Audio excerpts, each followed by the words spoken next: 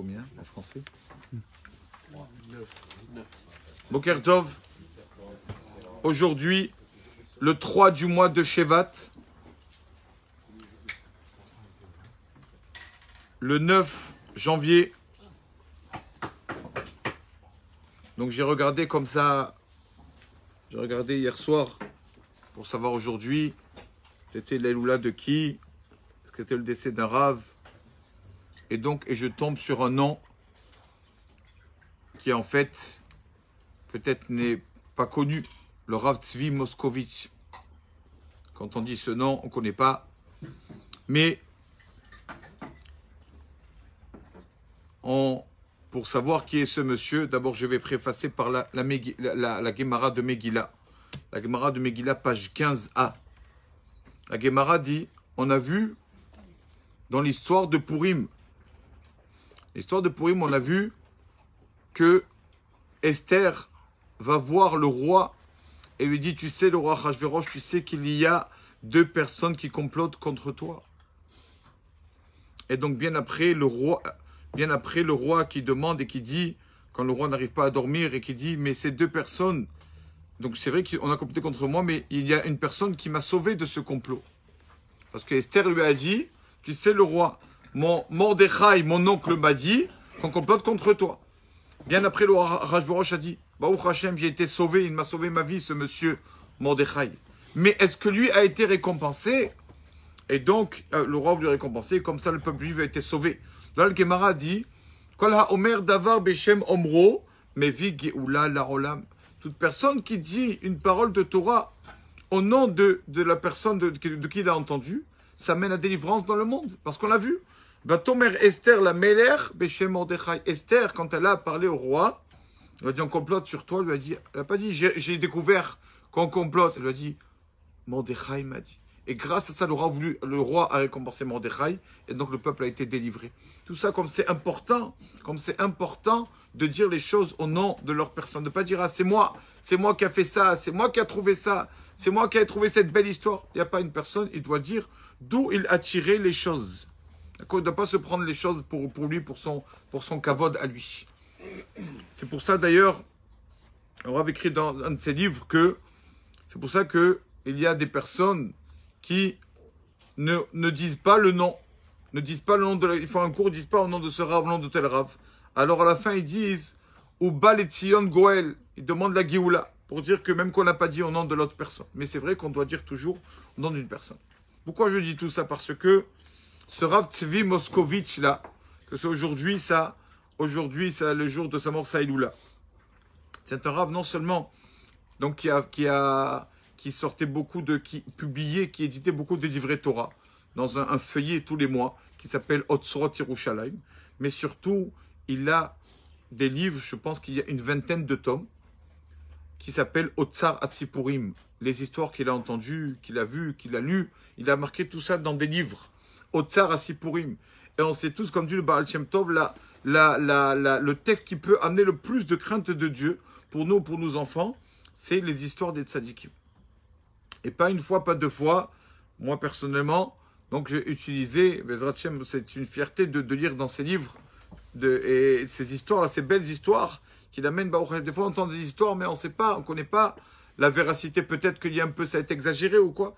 Mais Baruch Hashem, lui, c'est un tzaddik, le Rav Tzvi Moskovitch. Et de nos jours, il est décédé il y a à peu près 30-40 ans.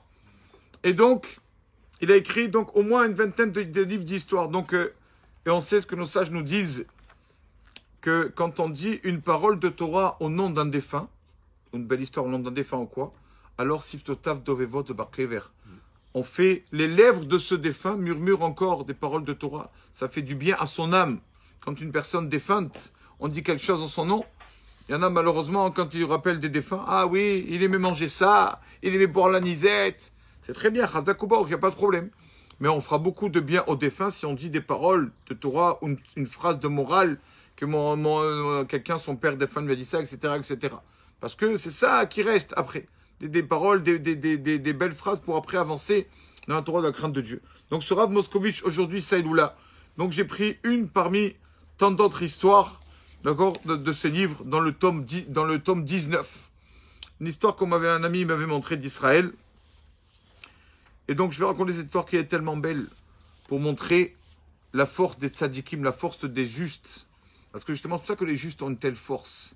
Parce que, comme on vient de dire, quand on dit une parole de Torah en nom d'une personne, ses lèvres murmurent dans le tombeau. Ça veut dire quoi?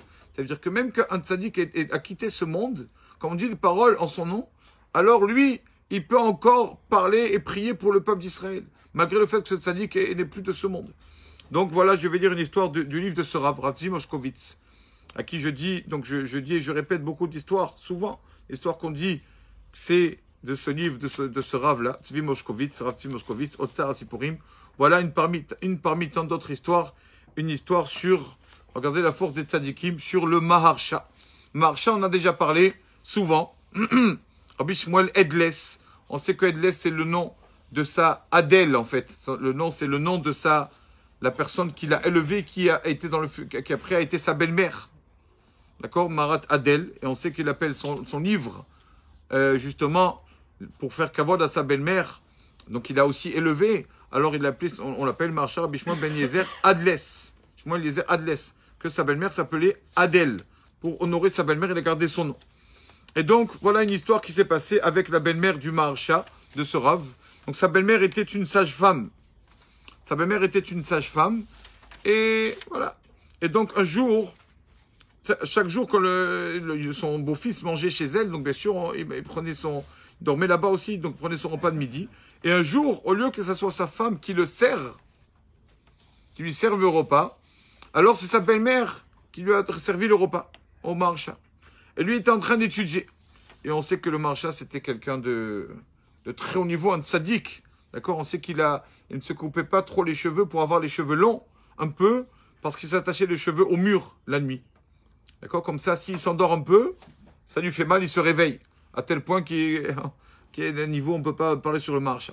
Et donc, le Maharsha, donc, vous savez qu'il y a un Gemara de Kiddushin qui dit En mishta meshin be'isha. C'est pas une femme de nous servir. D'accord? Quand on est trop de proximité, qu'on est trop proche avec une femme, quoi, c'est pas notre femme. Ça pourra déjà m'arriver à des choses. Donc, lui, il faisait attention à ça.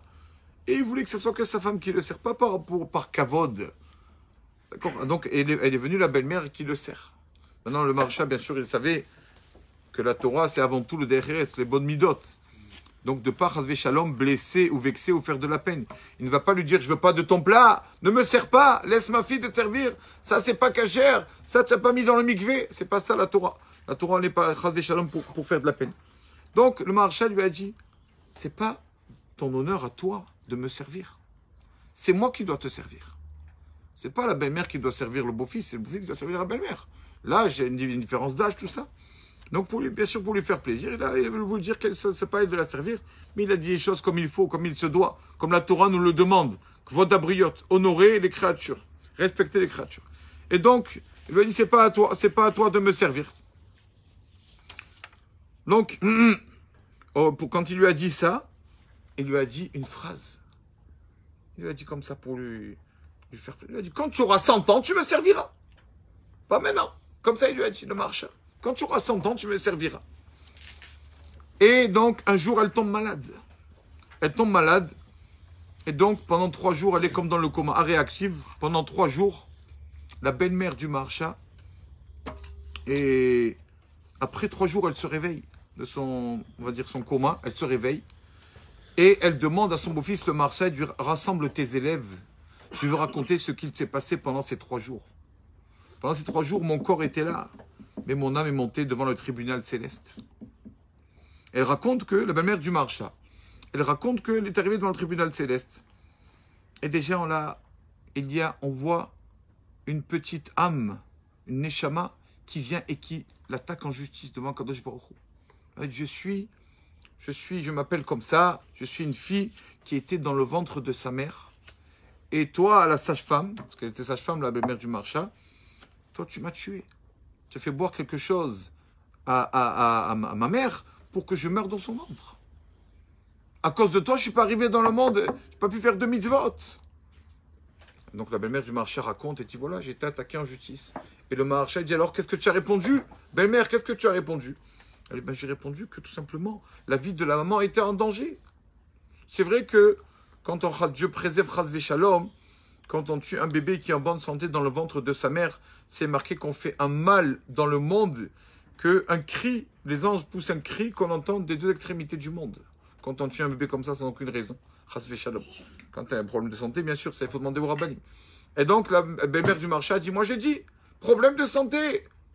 Il y avait la mère qui était en danger. Donc, il fallait tuer la petite et pour garder la mère. D'ailleurs, j'ai demandé à mon beau-fils, le marché, avant de faire ça, de faire des choses comme ça tellement importantes, des décisions qu'il faut prendre, j'ai demandé à mon fils, marché, un rave, c'est un rave qui connaît, il est peau sec, il tranche la route. Lui, il m'a dit que je peux.